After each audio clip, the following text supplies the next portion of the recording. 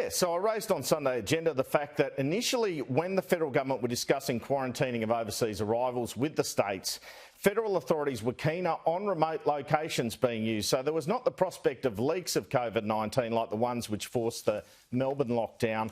We've seen this with the establishment of Howard Springs in Darwin, albeit it's a small facility. And I hope it's something governments consider next year as we continue to grapple with this virus. Here is Kieran quizzing the Health Minister Greg Hunt on it. Why don't we move it to remote areas outside of the major cities? So if there is a slip up, if there's a mistake or some contact that, like we saw in Adelaide, that it won't cause a lockdown? Our first priority is to make sure that the people who are there have access to hospitals, have access to medical care, to make sure that they are safe.